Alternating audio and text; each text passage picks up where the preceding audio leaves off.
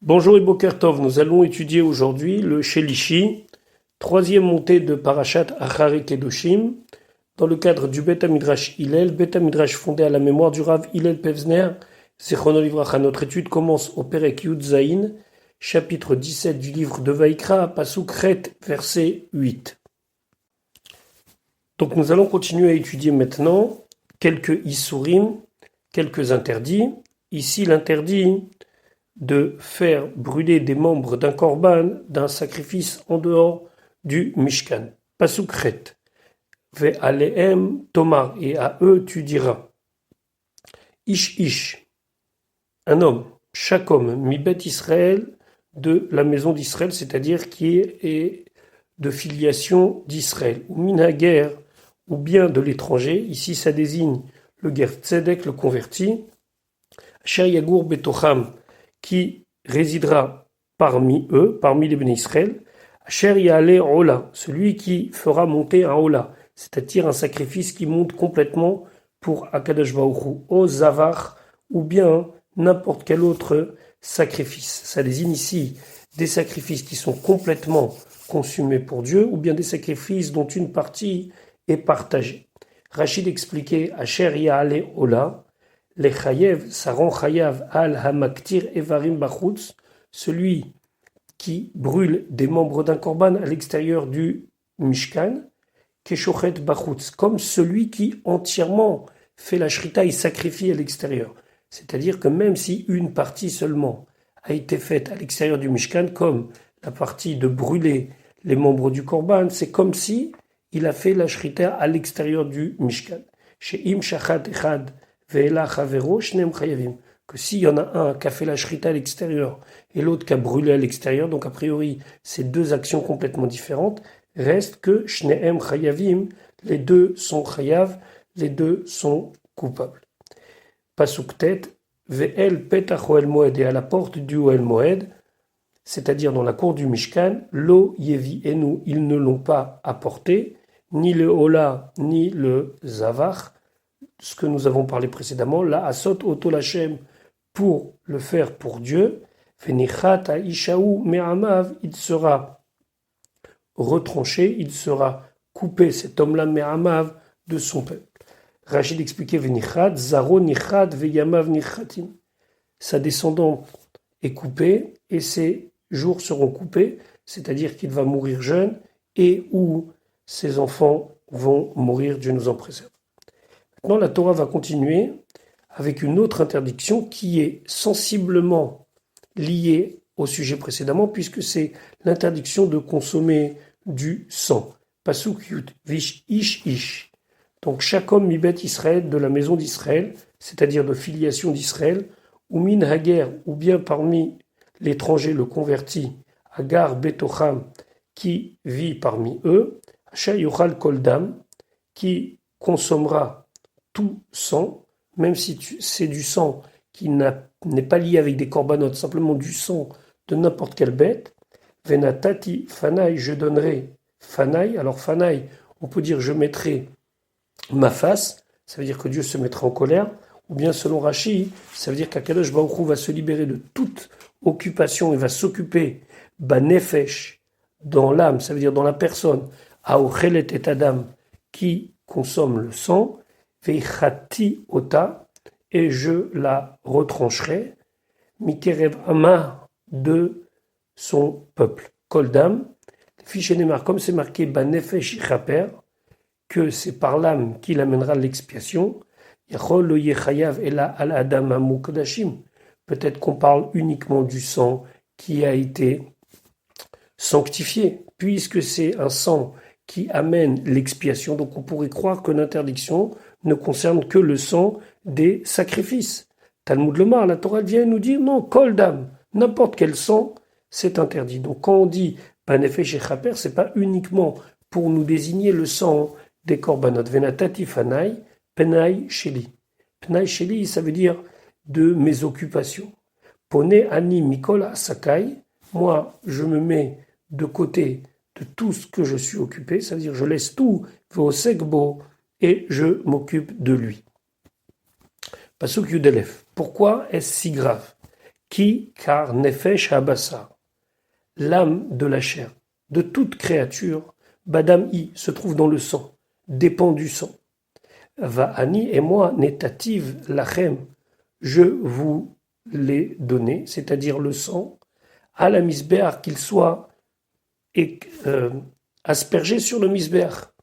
Les chaper al nafshotechem, pour qu'il soit une expiation sur vos âmes, qui hadam ou, car ce sang-là, banefesh chaper, est celui qui a la possibilité d'expier sur l'âme. C'est-à-dire que ici le passouk explique que le sang représente la vitalité, représente le nefesh.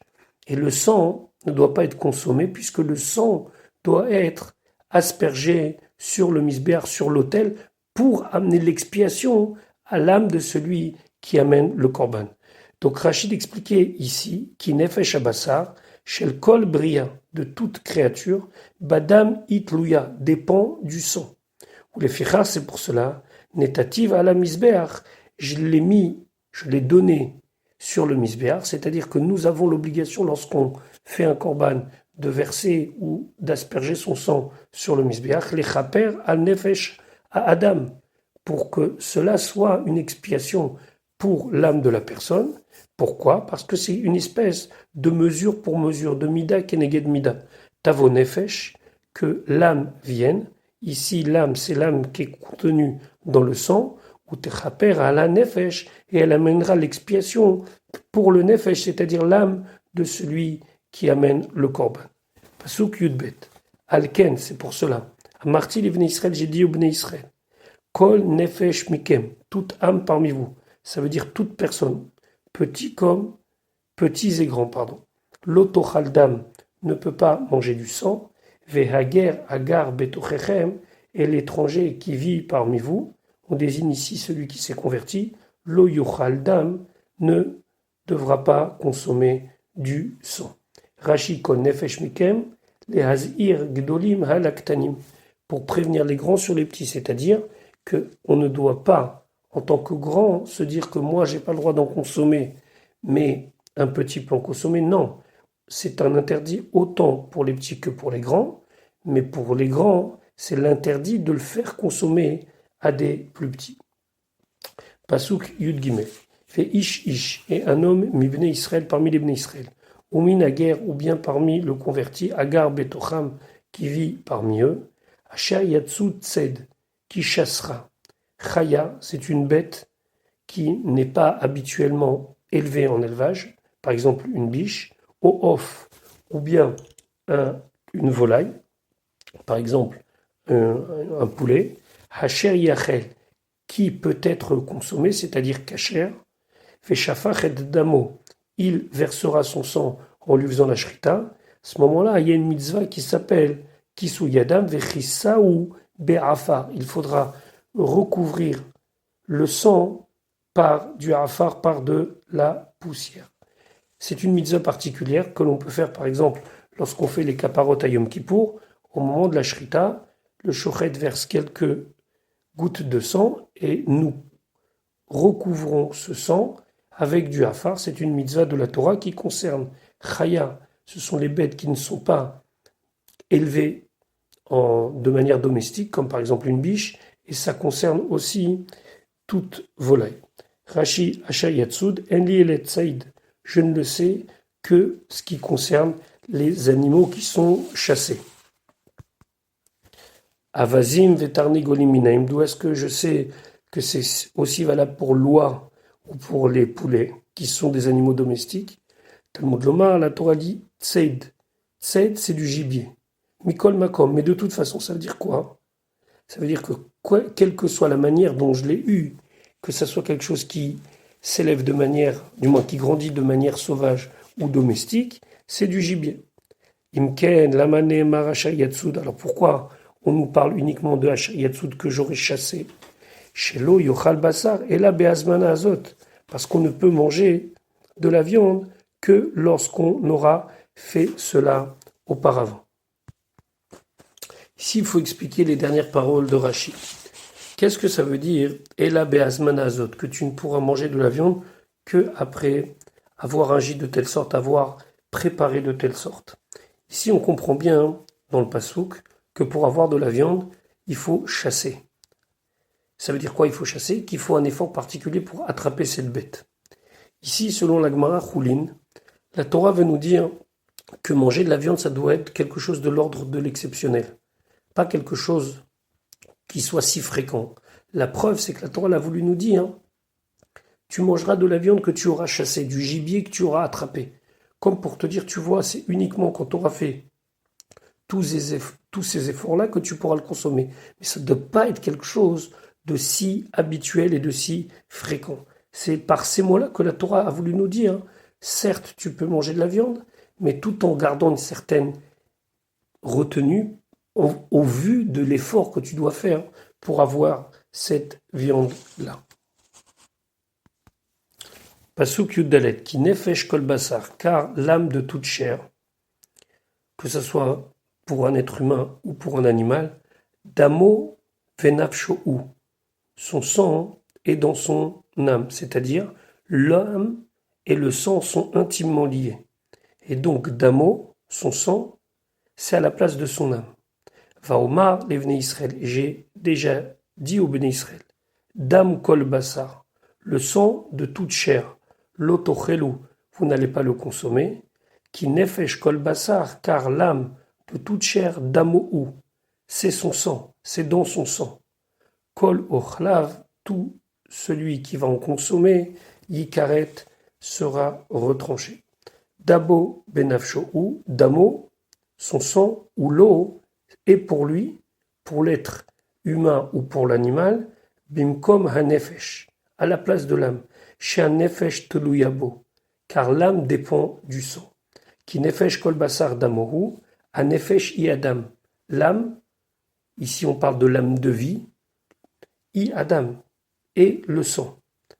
Dam ou vasar la shon zachar, et ici Rashi revient à un côté tout à fait grammatical, il dit que dam, le sang ou vasar et la chair, c'est masculin.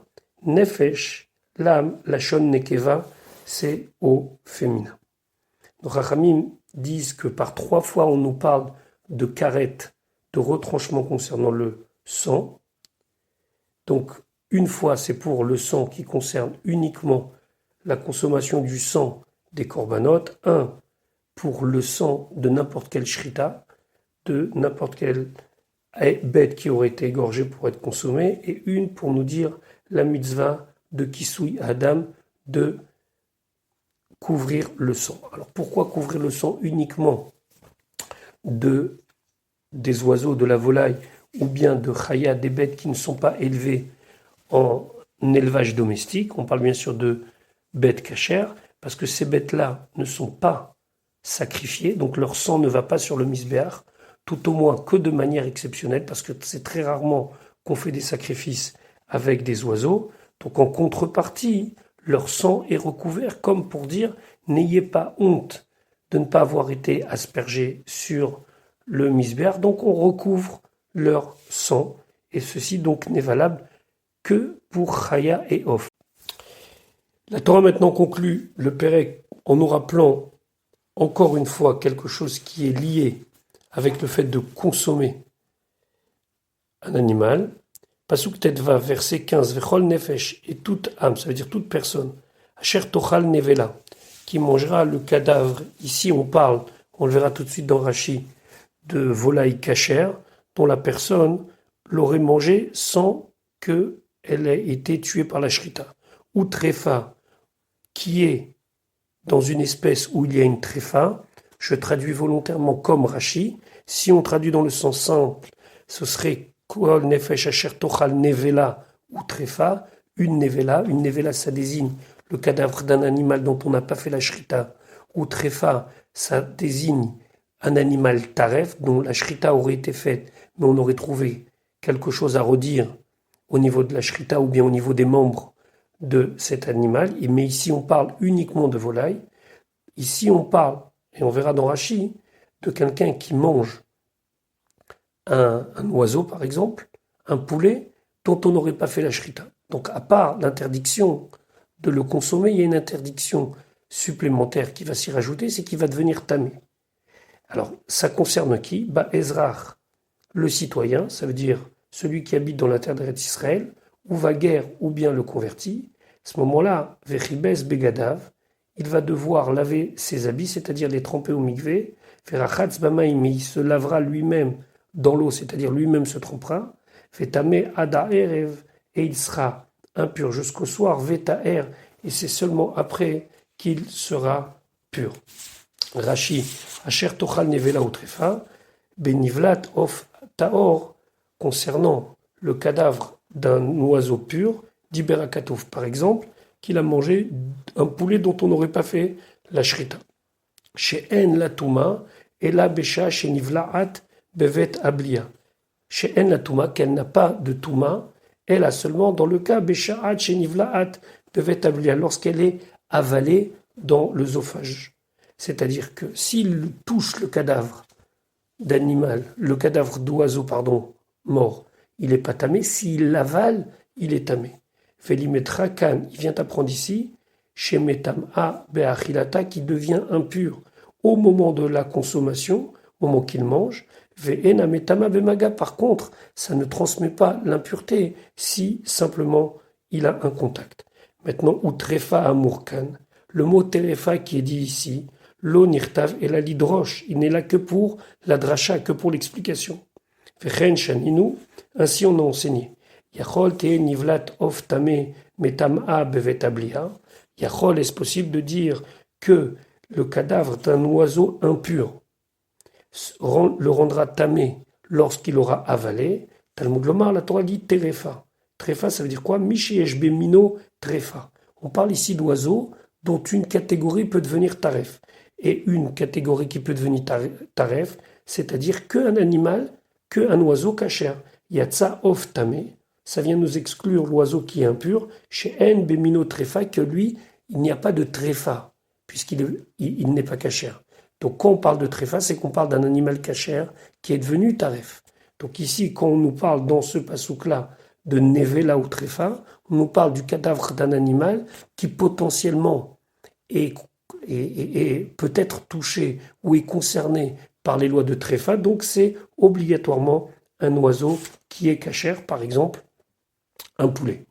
Pasuk Tetzain, ve'im lo yechabes, et si il ne va pas laver ses vêtements, les tremper dans le mikvé, ou vesaro lo yichatz, et il ne va pas laver sa chair, venasa avono, il portera sa faute, c'est-à-dire im rashi im yochal kodesh, s'il mange quelque chose de saint, O ikanes la migdash, ou bien il rentrera dans le sanctuaire, chayav.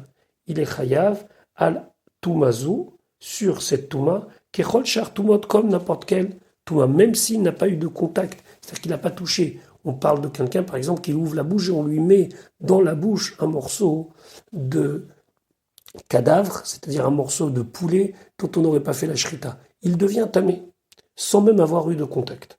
Uvesaro lo ichatz venasavono al rechitzat gufo, s'il ne s'est pas trempé dans le mikvé et qu'il a transgressé, anouch karet, il est chayav karet, ça veut dire que c'est retranchement. Je vous rappelle, c'est où il meurt jeune, où Dieu préserve ses enfants, il meurt. Val kibous begadim.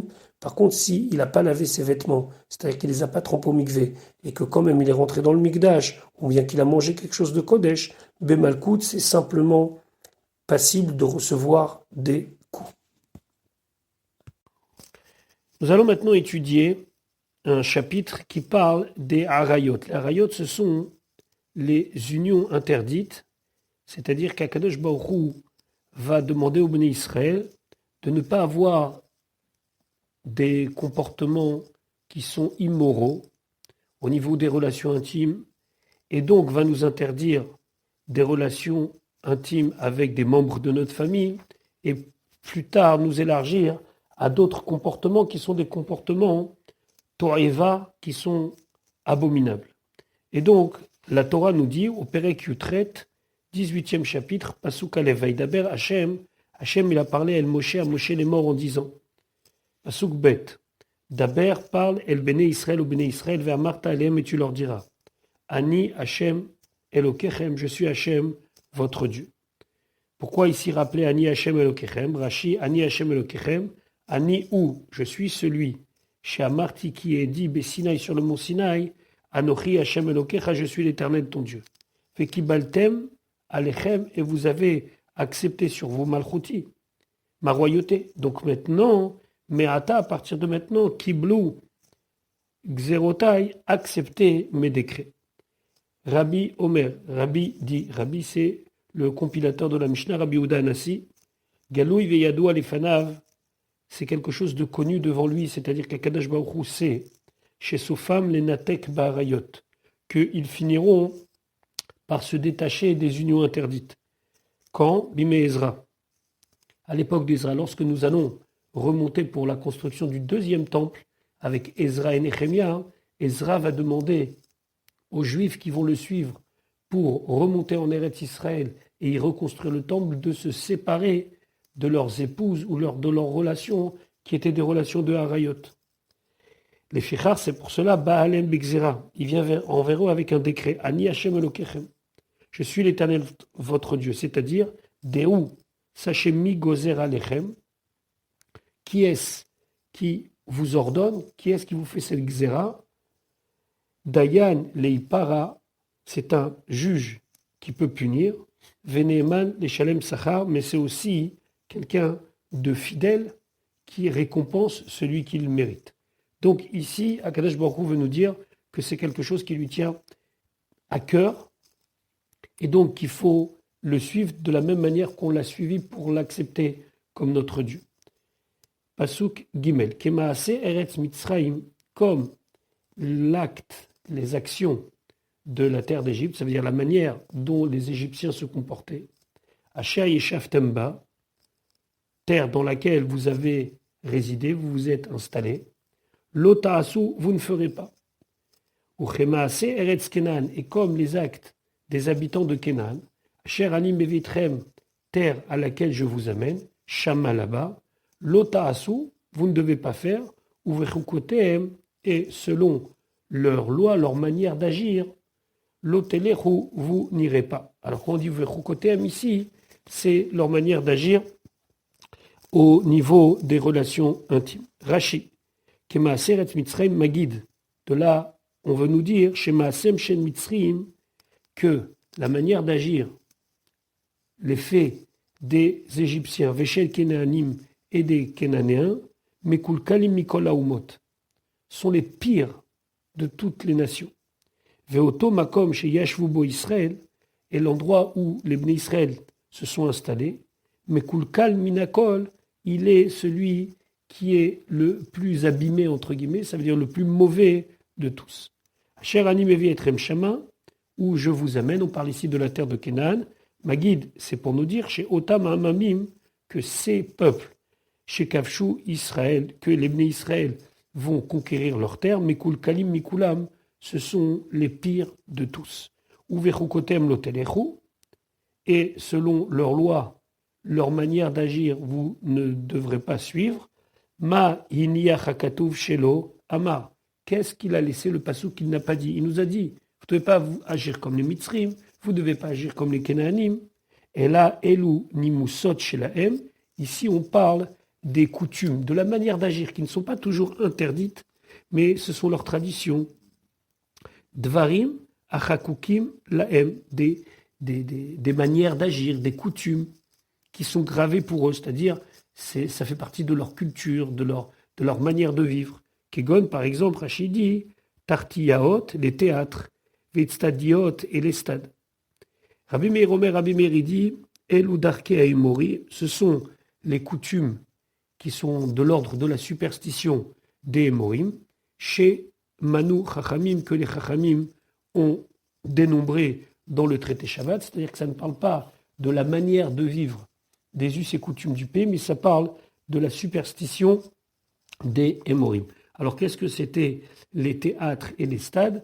C'était dans des endroits dans lesquels se réunissaient les idolâtres, et souvent c'était lié avec leur propre idole.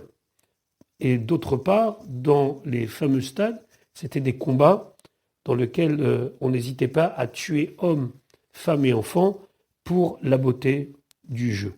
D'après Rabbi Meir, c'est pas de ça qu'on parle ici, on parle de ne pas suivre toutes les superstitions des autres nations. Pasuk Dalet. Et mishpatai ta'asu. Mes lois, vous devez faire.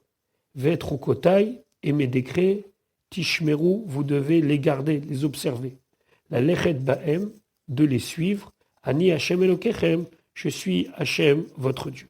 Alors, quelle est la différence entre mishpat et chukot? Mishpatai, chukotai, Rashi et mishpatai tasu, elu devarim, ce sont les choses amurim batorah qui sont dites dans la Torah, bemishpat, avec des lois qui sont des lois logiques. Chez Ilou lonemru, car si elles n'avaient pas été dites dans un cadre divin, hayu kedai la omram, ça aurait été quelque chose de bien de les dire et donc de les faire par réflexion, par raison. Ce sont les mishpatim. Ne pas voler. Vet chukotai tishmeru dvarim, ce sont des choses. Shem gzerat ameler, c'est un décret royal. Chez Yetzer Hara meshivalem, que le mauvais penchant répond, ça veut dire vient remettre en cause la personne, alem à leur sujet. Lama, lanou, les shomran, pourquoi on doit les garder? Veumot haolam meshivim alem, et ainsi les nations du monde viennent nous questionner, viennent nous remettre en cause. Kegon, par exemple, achilat chazir, le fait de ne pas manger de porc, ou le vishat shatnez, ou le fait de ne pas porter de shatnez, c'est-à-dire de tissu qui soit avec du lin et de la laine. Vetarat yemechatat, la purification par l'eau de la paradouma. Les kach, Nehemar, c'est pour ça que à ce sujet-là, c'est marqué Ani Hashem, je suis Hashem. Xerati alechem, c'est mon décret qui est sur vous. I atar rachel lipater, tu ne peux pas te rendre patour, c'est-à-dire tu ne peux pas t'exempter en disant non, mais moi, je ne pense pas que ça soit comme ça, etc. etc. C'est une xéra du roi, et donc on doit la suivre. Puis, la Torah nous dit la lechet bahem, il faut suivre ses préceptes. Rachid expliquait la lechet bahem, al tefater mitocham, ne te détache pas, ne t'acquitte pas d'eux. Chez l'Otomar, la mati chokhmat Israël, ne dis pas, voilà, ça y est, j'ai appris la Torah, j'ai appris la sagesse d'Israël. Elech ve'elmat chokhmot ha'umot, je vais aller apprendre les autres sagesses. Non, on n'est jamais libre, entre guillemets, puisque la Torah, de toute façon, par définition, est infinie, elle est divine. Mais d'autre part, c'est ce que Hachem nous demande ici, de coûte que coûte continuer à étudier et à réfléchir et à suivre la Torah.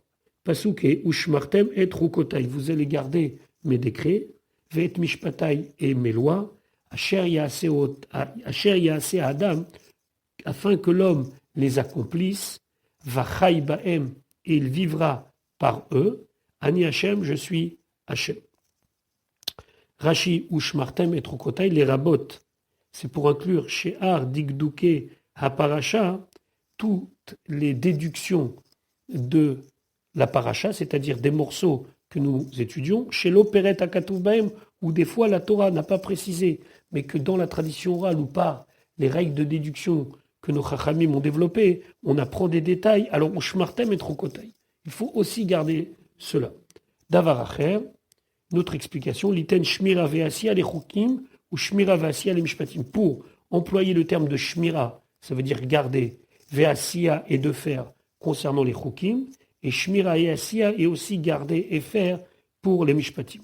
C'est-à-dire que autant les lois qui sont au-dessus de la raison, on doit les garder, faire attention à ne pas transgresser et les faire dans le cas où il y a une action à faire. La même chose pour les mishpatim, les lois qui sont de l'ordre de la raison, il faut se garder de ne pas les transgresser quand c'est des interdits et les faire quand c'est des mitzvot, des mitzvot positifs. Les filles, car chez lo Nathan et la asia la mishpatim ou shmira la chukim. Parce que lorsque vous analysez le langage du pasuk d'Aleh, du verset 4, on voit qu'il parle de faire concernant les mishpatim, concernant les lois qui sont raisonnables, entre guillemets, ou shmira et garder les chukim pour les lois au-dessus de la raison. Vachai bahem, et il vivra avec eux, c'est l'Eolamaba dans le monde futur. Chez Im Tomar Baolamazé, si tu dis que ça va le faire vivre dans ce monde, Valosopho Oumet, au final, il ne va pas vivre, puisque un jour ou l'autre, on quitte ce monde. Donc, quand est-ce qu'on a la véritable vie éternelle, que l'on peut profiter, entre guillemets, de tout ce qu'on a fait sur cette terre, c'est dans le Olam Abba. Ani Hachem, je suis Hachem, Ne'eman, Leshalem Sachar, je suis fidèle et je récompense celui qui mérite. Avant de commencer l'étude vraiment des harayot, et dans tous les cas, qui sont des fois des cas qui nous paraissent complètement hors normes dans leur immoralité, j'aimerais juste rappeler les mots du Or HaChaim. Le Or HaChaim, il dit, lorsque un juif accepte de s'attacher à Kadosh Baruch Hu, il accepte de aussi devoir travailler sur sa nature. Pourquoi ? Parce que le désir de l'homme se trouve dans le cœur. Et la volonté de l'homme se trouve dans la tête, dans l'intellect. Lorsque un homme va se retrouver face à une situation, nous dit le Or HaChaim, où son cœur lui donnera envie de fauter avec une herva, avec une union interdite, c'est possible qu'avec la force de l'esprit et de la réflexion, il va s'empêcher de fauter et de ne pas tomber dans ses désirs. Pourquoi ? Ki ani Hashem Elokechem, car je suis Hashem, votre Dieu. C'est-à-dire, étant donné que je vous ai insufflé une neshama, une âme, et cette âme, elle brille en vous, ça vous donne la possibilité de constamment réussir, dans la mesure du possible, à ce que la réflexion, la tête et le bon sens va gagner sur l'envie et la débauche. Et il dit, Yesh koach ba'adam lenatseach hachafetz lifne haratson. Il peut, l'homme, vaincre sur ses envies, ceci grâce à la volonté. C'est ce qui sera développé plus tard dans le Tanya par le fameux principe de Mohar Shalit à l'élève, de la tête, de l'intellect, de la réflexion qui gouverne sur les envies du cœur. Donc maintenant, la Torah va commencer à nous faire la liste des harayot, des abominations. Pasuk Vav. Ish, chaque homme. El kol she'er besaro, à toute personne qui est proche de sa chair. Lotikre, vous ne devez pas vous approcher.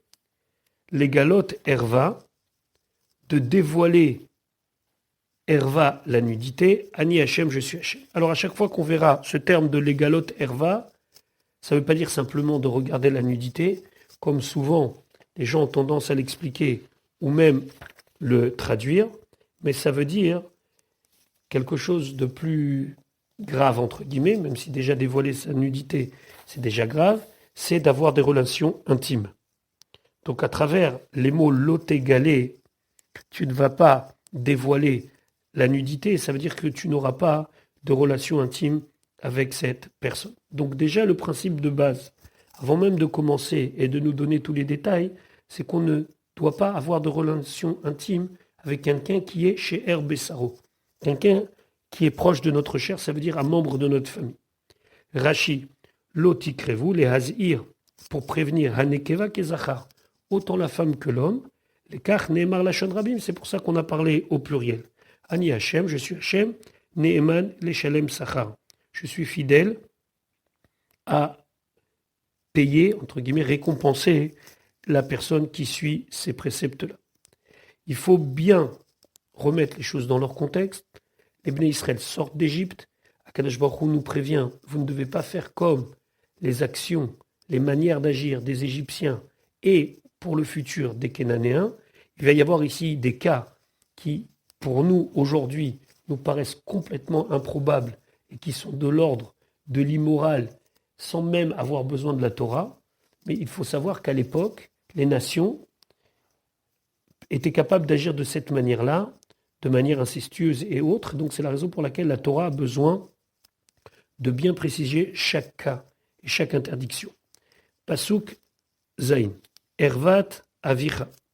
La nudité de ton père, vervat imecha, et la nudité de ta mère, lotégalé. Tu ne vas pas dévoiler. Alors ici, qu'est-ce que ça veut dire? Ervat avicha, ça veut dire d'avoir des relations intimes avec la femme de ton père, même si elle n'est pas ta mère. Par exemple, dans le cas d'un remariage, un homme ne pourra pas avoir de relations intimes avec la femme de son père, vervat imecha, et la nudité de ta mère ici, c'est d'avoir des relations avec ta mère, même si elle n'est pas la femme de ton père. De quoi on parle ici? Ici, il arrivait des fois qu'un homme agissait mal envers une femme, ou en la violentant, ou bien en la séduisant sans intention de se marier avec elle, et de cette union est né un enfant, cet enfant ne pourra pas avoir de relation avec cette mère biologique, même si ce n'est pas sa mère du quotidien, puisque son père ne vit pas avec elle. Donc, Imechaï, la Torah nous dit, car c'est ta mère, l'ot égale ervata, tu ne pourras pas avoir de relation intime avec elle. On parle ici des deux cas, que ce soit du cas de l'épouse du père ou que ce soit de cette mère biologique avec laquelle le père ne vit plus aujourd'hui. Ervat avicha, zo eshet avicha. C'est la femme de ton père. O eno elakemashma, ou bien on peut dire que peut-être c'est comme on l'entend dans le sens simple.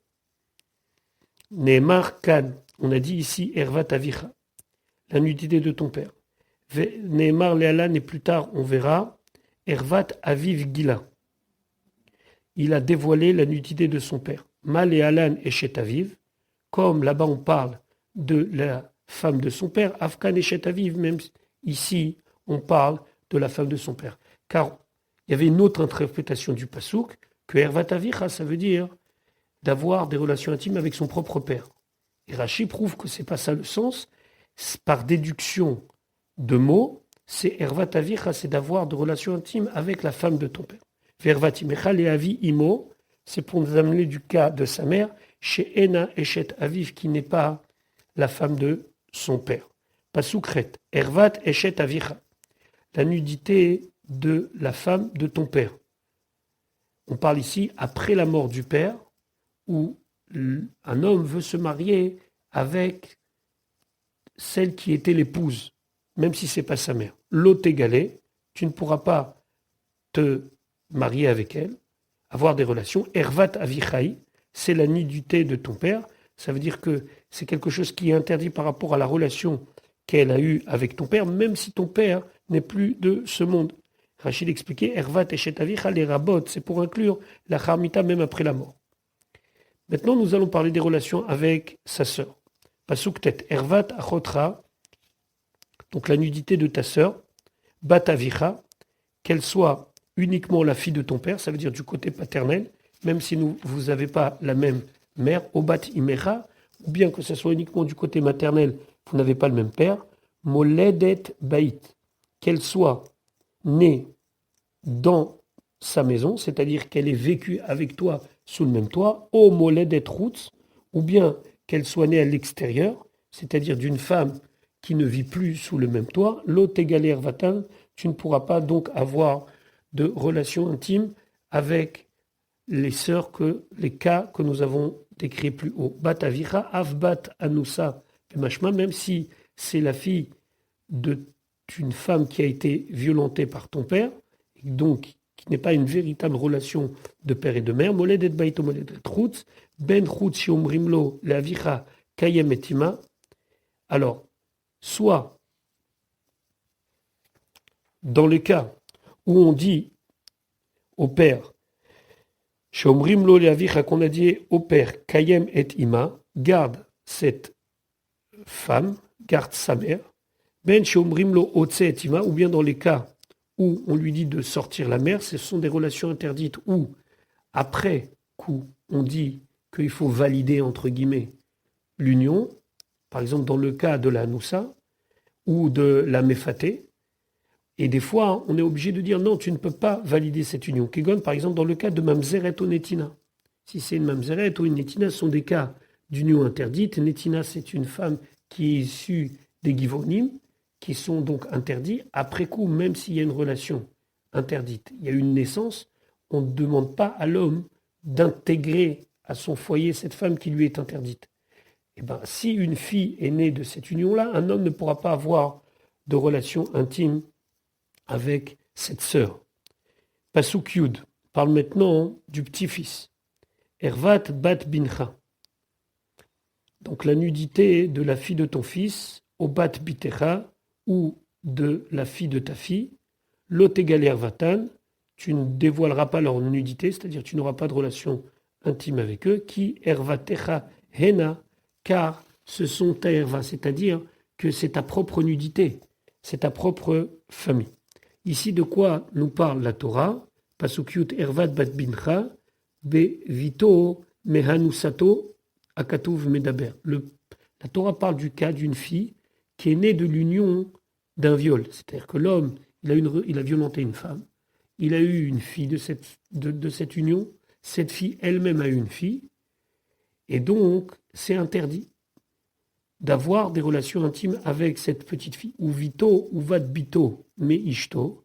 Par contre, l'interdiction d'avoir des relations avec sa propre fille ou sa propre petite fille, mais ishto, qui sont issus de sa femme normalement, à nous, les médim, on va l'apprendre plus tard au verset 17, Pasuk Yudzaïn, Ervat Isha ou Bita, la nudité d'une femme et de sa fille. Chez Neymar Bahem, comme c'est marqué là-bas, l'otégalé, tu ne dévoileras pas, c'est-à-dire que tu n'auras pas de relation intime, ben chez Menu, ben chez Imishacher, que ce soit de lui, la fille de sa mère, dans le sens que c'est lui le père, ou bien que ce soit la fille de la femme, même si c'était d'une autre union. C'est-à-dire que la femme était mariée, par exemple, puis elle a divorcé ou elle est devenue veuve, elle a une fille, elle se marie avec un monsieur, ce monsieur ne pourra pas aller avec cette fille-là parce que c'est la fille de la mère avec laquelle aujourd'hui il est marié. Rashi Ervat Bat Bincha, Kalvachomer a plus forte raison, Levitecha, que c'est interdit d'avoir une relation intime avec ta propre fille. Pourtant, c'est pas marqué dans le passouk. On nous parle directement de la petite fille, mais on ne nous parle pas de la fille. Alors que dans les harayot, il semblerait que la logique soit, c'est plus c'est proche au niveau filiation, plus c'est interdit. Pourtant, c'est pas marqué. Mais on apprend ça d'un kalvachomer. En faisant à plus forte raison. Si déjà ta petite fille c'est interdit, à plus forte raison ta fille. Et là, seulement, les filles chez Ed Mazirim Minadin, puisqu'on ne peut pas déduire une interdiction minadine, c'est-à-dire on peut connaître quelque chose, avoir connaissance d'un din par un kalvachomer.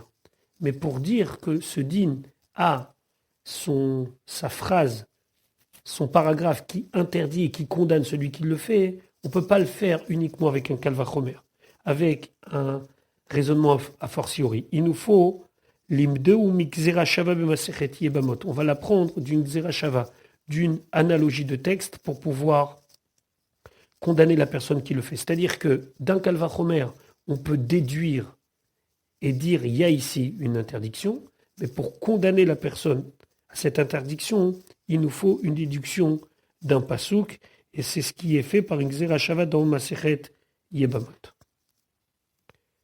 Pasouk Yudalef, Ervat bat eshet avicha. Ici, on nous parle d'avoir une relation avec une fille de la femme qui s'est mariée avec toutes les permissions halachiques, Kedat Moshe Israël, qui est Moledet Avicha, qui est la fille de ton père, Achotechaï, c'est ta sœur, même si on va appeler ça une demi-sœur paternelle, Lotegarle Ervata, tu ne pourras pas dévoiler sa nudité. C'est-à-dire que tu ne pourras pas avoir de relation intime avec elle. Rachid de nous dire, Ervat bat eshet avicha, c'est la nudité de la fille, de la femme de ton père. L'imed, le passouk vient nous apprendre, chez Eno chayav al achoto, il n'est pas chayav. Ça veut dire qu'il ne sera pas coupable d'avoir des relations avec sa sœur Mishifra, qui serait née d'une union avec une servante vénochit ou avec une étrangère. Les kach, Nehemar, c'est pour ça que c'est marqué bat eshet avicha, la fille de la femme de ton père, Bereyoa Lekidushim. On parle d'un cas où potentiellement, il n'y a rien qui s'oppose à son union, si ce n'est l'interdit de Herva. Donc si c'est par exemple une fille qui est née d'une union interdite, alors à ce moment-là, si elle-même n'est pas interdite à l'homme, rien ne s'y oppose. Maintenant, ici, on parle qu'elle aurait pu être permise, mais elle ne l'est pas par rapport aux lois de Herva.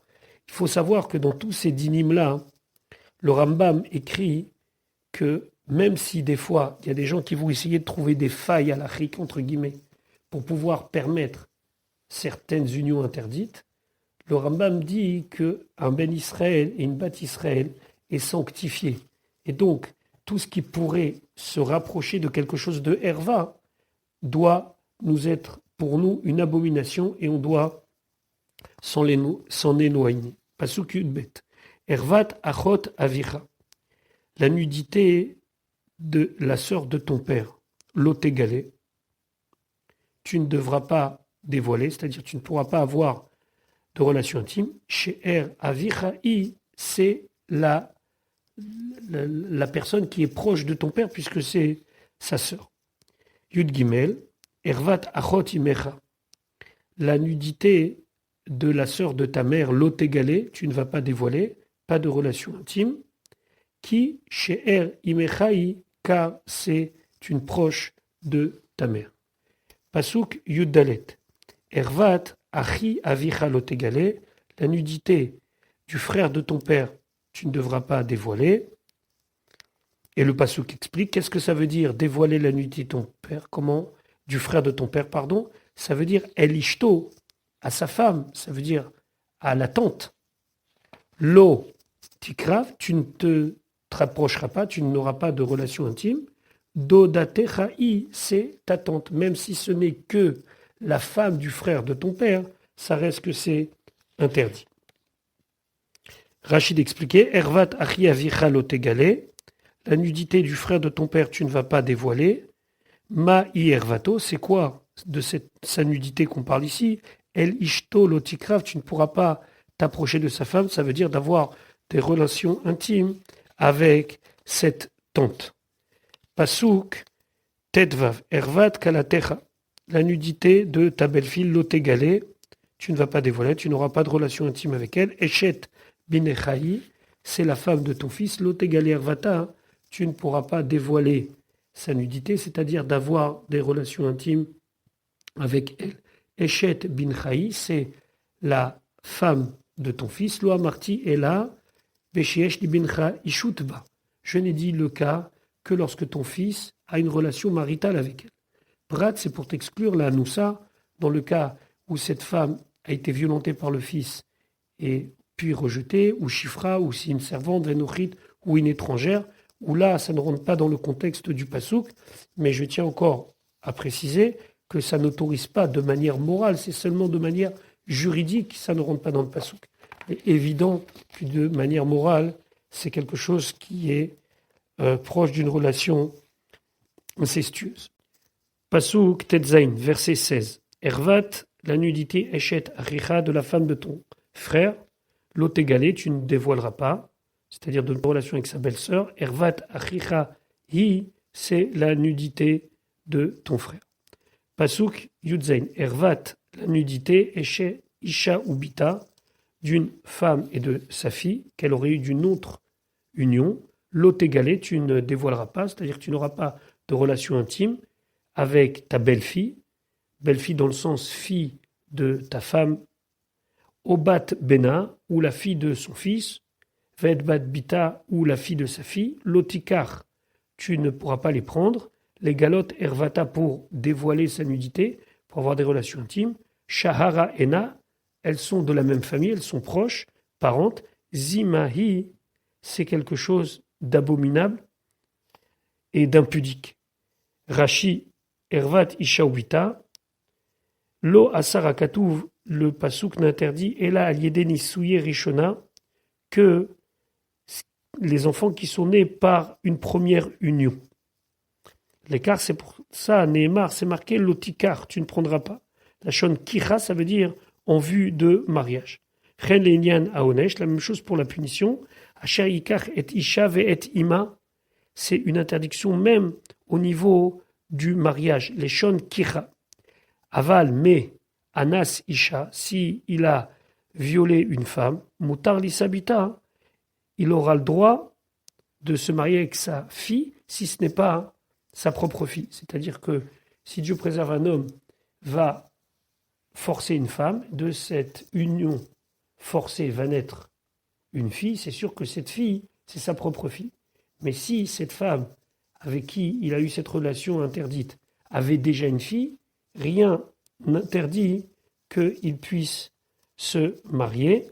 Et encore une fois, je le répète à chaque fois pour qu'on ne se trompe pas, ça ne veut pas dire que c'est encouragé. Ça veut dire que dans le cadre du juridique, la Torah elle a placé les choses. Dans le cadre du moral, chacun doit comprendre combien ce genre d'union est une union qui n'est pas correcte. Sha'ara Ena, Kerovot Zolazo, elles sont parentes proches l'une de l'autre. Zima, Eitza. Zima, c'est un conseil. Ketargumo, comme le Targum Onkelos le dit, Aitzat Chitin, un conseil vers le péché. Shiyetzaracha Yotseecha Lachato, car c'est ton Yetzara qui te conseille, qui te donne l'envie de pécher. Il te dit non, mais c'est pas vraiment de la même famille. Donc, il faut savoir que dans ce genre de cas, par exemple, dans le cas où on parle ici de la petite fille qui est née pas de la même union, Zima. Zima, ça veut dire que le Yetzara, il a tendance à nous influencer dans des mauvaises voies. Pasuk Yutret. Veisha el achota. Et une femme avec sa sœur. Lotikar, tu ne prendras pas en même temps. Litzror, pour en faire que l'une soit la concurrente de l'autre. Les galotes ervata, et d'avoir des relations maritales avec elle. Aléa sur elle, sur la première femme que tu as épousée, donc la première sœur. Bechaya de son vivant. Lorsqu'elle quitte ce monde, c'est autre chose. Mais Dieu, son vivant, on ne peut pas se marier avec deux sœurs. El achota, shtem keachat, les deux en même temps. Litzror, la shon tsara, ça va causer des tensions. La sot et zo, tsara, les os, que l'une va devenir la concurrente de l'autre. Bechaya, dans son vivant, l'imetra, on apprend chez Im Gersha que s'il l'a divorcé, Loïsa et achota, qui ne peut pas se marier avec la sœur de sa femme qu'il a divorcée, Kolzman Shibechaya, tout le temps où elle est en vie. Pasuk Yutet, Ve'el Isha, et vers une femme Benidat Tumata, pendant sa période de Nida, Lotikrav, tu ne pourras pas t'approcher, les galot ervata, d'avoir de relations intimes avec elle. Pasuk Raf, Ve'el Eshet Amitecha, et à la femme de ton ami, Lotiten Shechovtecha, tu ne mettras pas à ta couche, ça veut dire tu n'iras pas avec elle, tu n'auras pas de relation intime. Les Zara, pour avoir une descendance. Les Tomaba, et t'impurifier avec elle, même si ce n'est pas avec une intention d'avoir de descendance, ça reste interdit.